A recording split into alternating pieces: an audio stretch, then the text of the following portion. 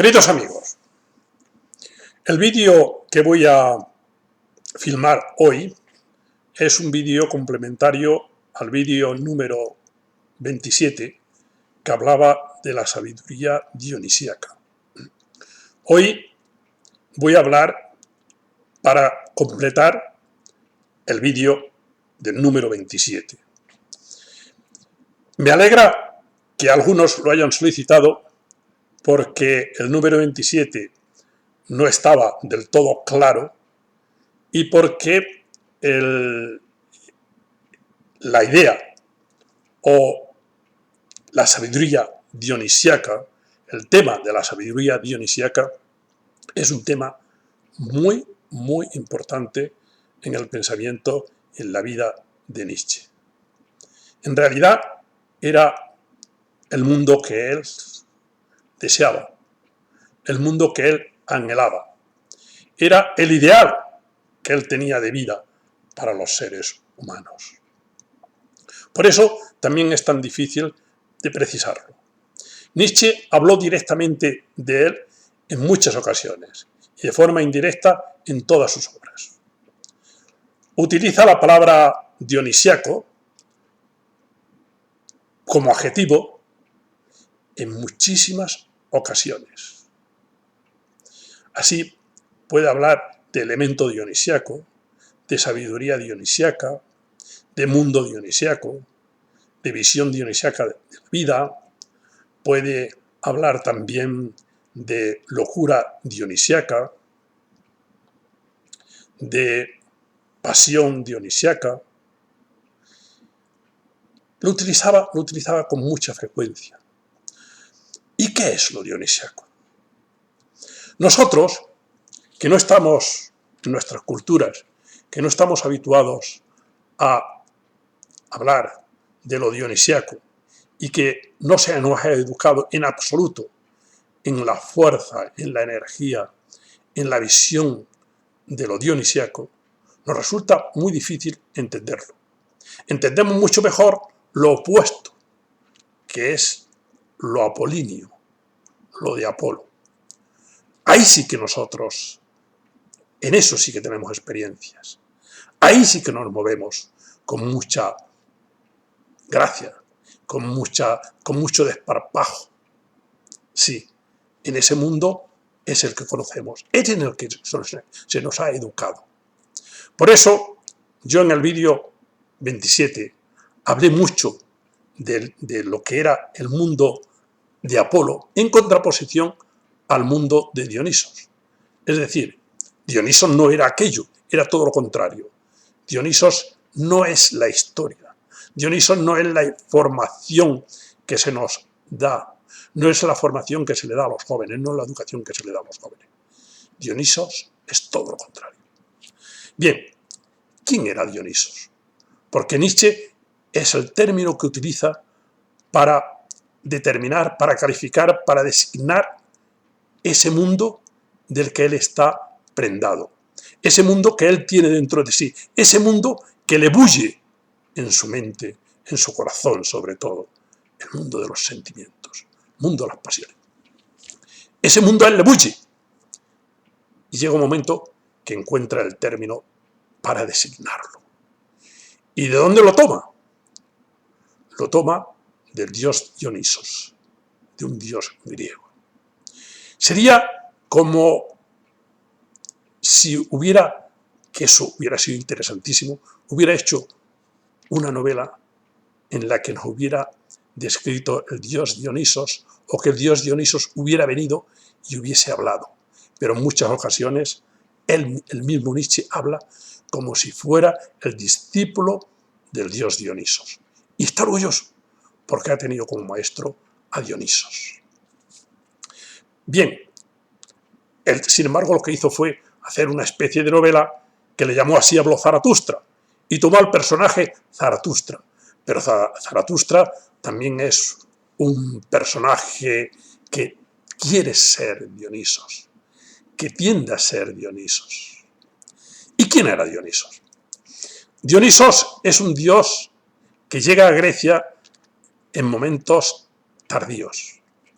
Viene como si dijéramos, expulsado del mundo de la India. Y allí se llamaba o bien Shiva, chavismo, que todavía existe, o bien Dionisos. Bueno, o es el mismo Shiva que Dionisos en el mundo de los griegos. Dionisos surge en Grecia como un clamor del pueblo. Dionisos no es un dios impuesto, es un dios exigido, reclamado. Los griegos salían, cuando llegaba la primavera, en un rompimiento de espontaneidad, de alegría, en un momento llenos de júbilo, y también cuando las vendimias, es decir, siempre que había acontecimientos dichosos, maravillosos, vitales, salían a cantar, salían a celebrarlo, salían a dar las gracias por aquello que les sucedía. Y en esos momentos de entusiasmo, de alegría, de expansión, esos momentos en los que la fuerza vital ruge de una manera tremenda, en esos momentos se acuerdan y dignifican y cantan a un dios que ellos llaman Dionisos. ¿Qué sucede cuando ha llegado Dionisos a Grecia? Cuando Dionisos llega a Grecia, se encuentra con un mundo establecido, con un mundo hecho, con un Olimpo de dioses muy determinados, muy potente, muy estructurado, en los que lo que cuenta es fundamentalmente la medida, la mesura. Todo tiene que ser medida, mesura, nada en los extremos. Todo tiene que estar limitado. Todo tiene que tener unas reglas. El arte tiene que tener unas reglas. Tiene que tener unas dimensiones determinadas. Sobre todo la escultura, la arquitectura. Tienen que estar sometidas a un pensamiento, a una medida y a unas leyes. Allí no es posible salirse de ello. Allí no es posible, porque romperías lo que es las bellas formas. Romperías las apariencias. Y no se pueden romper las apariencias. Pero debajo de todo ello, debajo de esas apariencias, de esas formas que hay que mantener, de esas realidades que hay que mantener, porque hay que mantener muy bien las formas, hay que ser muy correctos, se esconde la realidad. Se esconde la realidad profunda. Y como dice Nietzsche, Goethe a esto le llamaba: debajo de las rosas está escondida la cruz. Es decir, debajo de lo que nosotros llamamos conciencia, lo que llamamos ética, lo que llamamos moral, se esconde un mundo, que es el mundo de la cruz. Pero es el mundo de la realidad. Y los griegos quieren romper el velo. Los griegos quieren quitar esa especie de malla y que aparezca la realidad desnuda. La realidad como es. Y que aparezca ese mundo. Y a eso le llama Nietzsche el mundo dionisiaco. Que aparezca la verdad, aunque la verdad no sea bella. Aunque la verdad no sea bella, pero que aparezca la verdad. Que aparezca la realidad, que aparezca la vida. Y la vida es tremenda. Y la vida es tremenda. A todo esto, Nietzsche le estaba llamando lo tremendo, lo monstruoso. Porque ella lo ha sentido en la música. Ella lo ha sentido en sus primeros momentos cuando ha asistido a la música de Wagner. Él ya ha sentido todo este mundo. Yo he puesto también algunas imágenes durante todos estos vídeos que he ido emitiendo.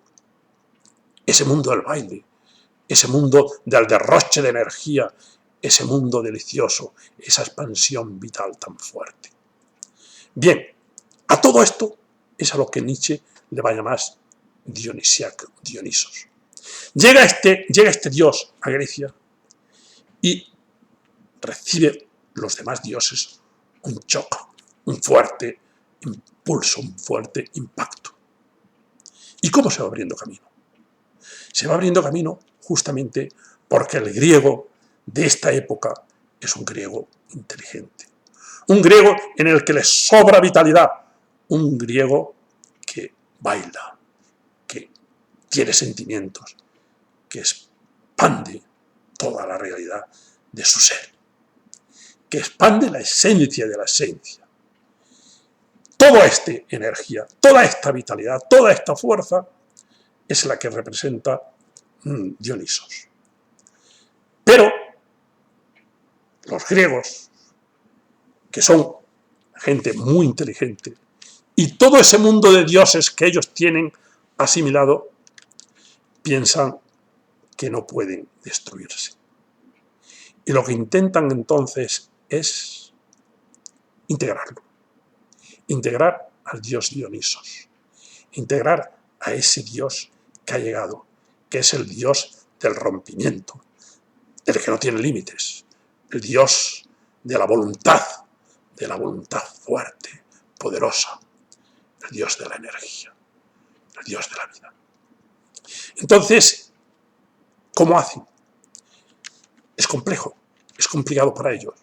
Se encuentran que han recibido un golpe mortal y tienen que intentar, Apolo, que es muy listo, tiene que intentar integrar al dios Dionisos dentro de ese mundo. ¿Cómo intentan y cómo lo integran? Para que esa medida, eso pueda romperse, pero que al mismo tiempo no desaparezca del todo. Integrar. Sabéis que a Nietzsche le encantaban los opuestos. Le encantaba exponer los opuestos, lo uno y lo otro. Pero luego intentaba buscar siempre una especie de solución que nunca era una síntesis en la que las dos cosas se integran de forma completa y perfecta. No, siempre había como un vencimiento de la una sobre la otra, pero la una quedaba integrada. Y durante un tiempo, en Grecia, queda integrado el dios Apolo en el dios Dionisos. El dios Apolo, el dios de la rectitud, el dios de la inteligencia, el dios de la medida.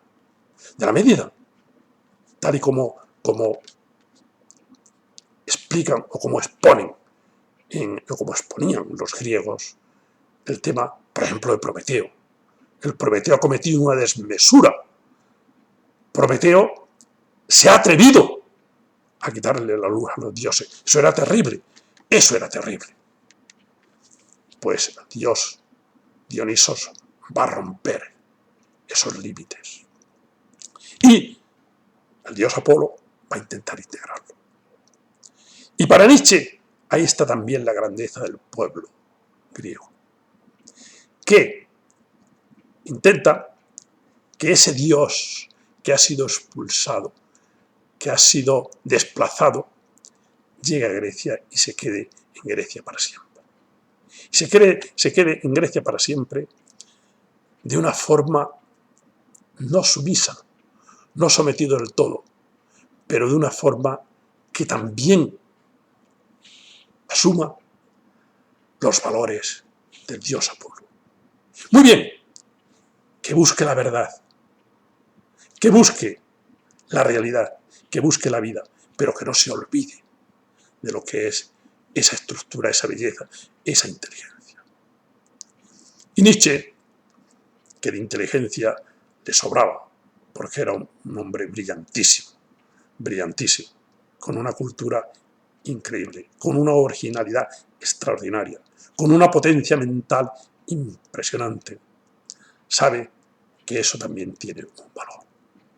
Y por lo tanto intenta integrar toda la fuerza de su mundo interior. En algún momento le llama inconsciente, pero generalmente no le llama inconsciente. Pero toda esa fuerza, que luego Freud sí que le va a llamar lo inconsciente, que es lo que determina toda nuestra realidad, eso sería el mundo del dios Dionisos. ¿Y cuál es el mundo del dios Dionisos? No el mundo del conocimiento, no el mundo de nuestra conciencia, sino el mundo de los sentimientos. El mundo de los sentimientos. Lo que nosotros sentimos. ¿Para qué quiero yo escuchar una música si entiendo sus ritmos, entiendo sus frases, pero no mueve mi corazón? No me emociona, no me produce esa atracción, no me produce ese temblar. ¿Para qué quiero yo un amor que no me produce excitación? ¿Para qué? Entonces, Nietzsche intenta, por tanto, defender y explicar que el mundo de los griegos asimila durante un tiempo, pero no va a durar tampoco mucho, porque después va a llegar Sócrates y Sócrates va a volver a someter a ese mundo que había vivido un tiempo glorificando al dios Dionisos. Ahora bien, ¿en qué consiste la sabiduría dionisiaca? La sabiduría dionisiaca consiste en entender la vida, en entenderla, en comprenderla y en utilizar esa sabiduría. ¿Y eso cómo se hace? Entender la realidad, en entender en qué consiste. Esa es la sabiduría dionisiaca. Y es sabio el que, comprendiendo esa realidad, viendo esa realidad, sabiendo en qué consiste esa realidad, es capaz de ser feliz. Es capaz, de ser feliz, es capaz de superarla, de integrarla, de amarla. Ese, por lo tanto, tiene una capacidad, tiene una fuerza, tiene una energía. Por eso, según él, los griegos necesitaron de un dios, pero no por falta de, es decir, no porque tuvieran carencia, sino porque les sobraba impulso, les sobraba fuerza, por sobreabundancia, que a él le encanta hablar de ello. Para entender un poco cuál era esta realidad, yo he puesto algunos ejemplos. Puse el ejemplo de Heráclito, cuando decía que es que el mundo, cuando tú entras y eliminas lo que son, quitas las rosas y encuentras la cruz, que sería la vida, encuentras la realidad del mundo, cuando haces esto, te encuentras que es terrible, que la vida es dura, que la vida es monstruosa, como le llama él. Pero eso no quiere decir que no la ames. El que entiende esto, lo comprende. Ese es el que es inteligente. Entre todo, inteligente en el sentido de que tiene sabiduría dionisiaca. Por lo tanto, la sabiduría dionisiaca es aquella ciencia, aquel saber, aquel conocer en qué consiste la vida. Y no engañarnos.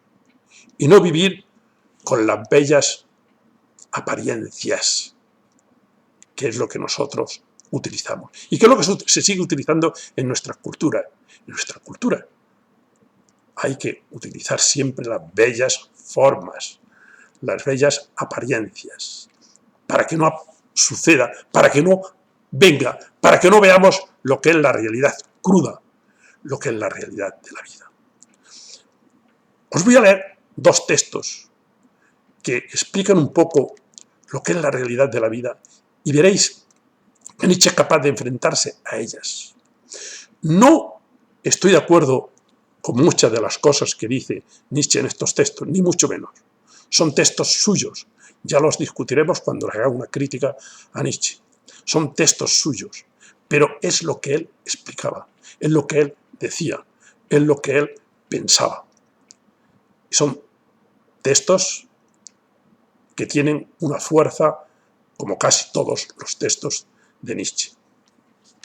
En un libro que escribió libros, muchos libros, de una profundidad, de una sutileza que es tan difícil superarle. Por ejemplo, un librito que escribió La filosofía en la edad trágica de Grecia. La filosofía en la Edad Trágica de Grecia es tan profunda. Estudia a los autores con una profundidad, con una sutileza que es tan difícil ya de entrada entender las cosas que dice. Pero es un torrente de interpretación, con unas interpretaciones increíbles. Y de ese libro os voy a leer un texto que es un texto para mí importante para conocer lo que es la sabiduría dionisíaca. Sabiduría dionisíaca. Dice Nietzsche, dice, el eterno y único devenir, la inestabilidad entre todo lo real, el eterno y único devenir, la inestabilidad entera de todo lo real, que constantemente no hace sino actuar y devenir, sin que propiamente sea tal como enseña Heráclito, es una terrible y atolondradora representación. Ahora el río que va pasando siempre, ese devenir que no para. Y en sus efectos, a lo que más se parece es a la sensación por la que alguien, con ocasión de un terremoto, pierde la confianza en que la tierra esté firmemente asentada. Cuando nosotros vemos la vida, nos damos cuenta que no existe nada que la pueda soportar, en la que ella se asiente, tal y como sucede cuando hay un terremoto. Pensamos que la vida no tiene un fundamento en el que se pueda. Se requiere una fuerza sorprendente para convertir este efecto en su contrario. Se requiere una fuerza sorprendente. Esta es la sabiduría dionisíaca. Se requiere una fuerza sorprendente, porque también es voluntad de saber. Se requiere una fuerza sorprendente para convertir este efecto en su contrario, en la admiración sublime y beatificante. Bueno, eso es. Se requiere esa fuerza para convertir ese efecto, esa sensación que tenemos de que no existe en la vida ningún fundamento, eso convertirlo en la admiración sublime y beatificante. Esta es la realidad dionisíaca, que yo también os puse el otro día la imagen del niño que juega a la arena, en la arena, a hacer castillos y que se los lleva. Os voy a poner otra imagen también de cómo es la realidad. Aquí, en el Pirineo, hay ríos y en primavera bajan con mucha agua. Son ríos que bajan de alta montaña y bajan con mucha fuerza.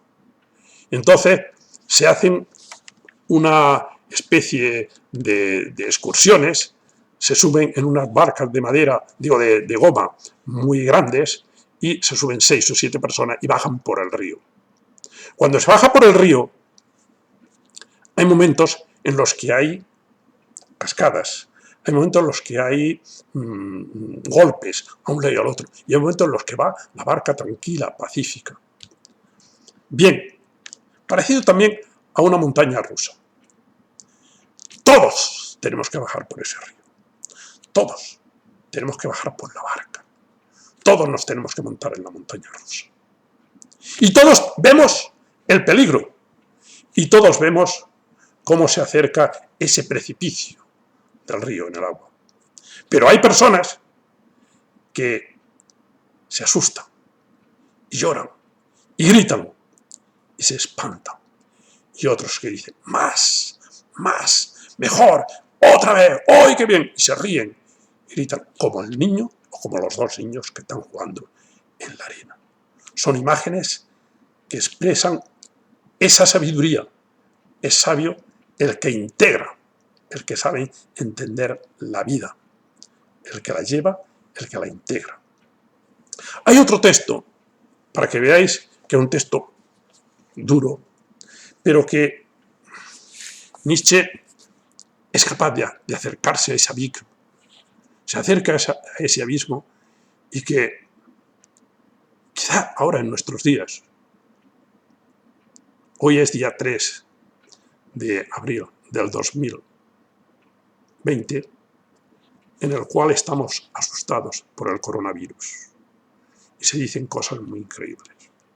En la Gaia Ciencia, que la Gaia Ciencia significa también el gay saber, el alegre saber, es esta la sabiduría de Dionisos. En realidad todas las obras de Nietzsche están dirigidas por una sabiduría, por una fuerza dionisíaca, por una sabiduría dionisíaca.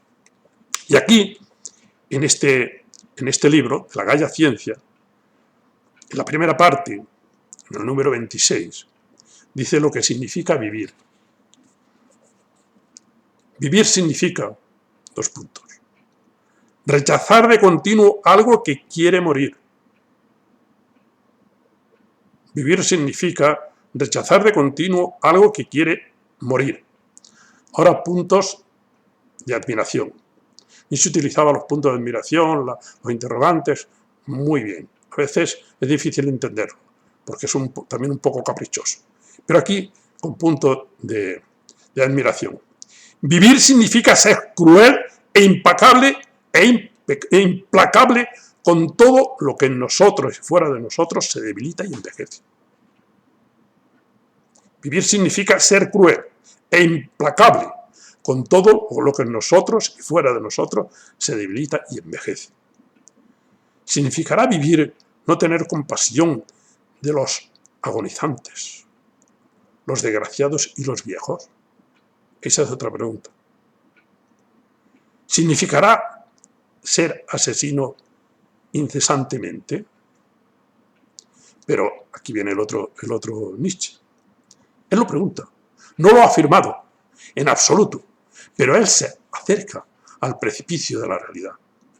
Se atreve a acercarse al precipicio de lo que es la vida. A mí me da vértigo acercarme a esto. A mí me da vértigo ya ni siquiera de leerlo. Pero él nos invita a que nos acerquemos, que luego nos llenemos de compasión, que nos llenemos de lo que sea, pero que seamos capaces sin que nos arrojemos al abismo, que seamos capaces de entenderlo. Pero aquí viene el Nietzsche final y hace una formación. Dice, sin embargo, el viejo Moisés dijo, no matarás. ¿Dónde está Nietzsche?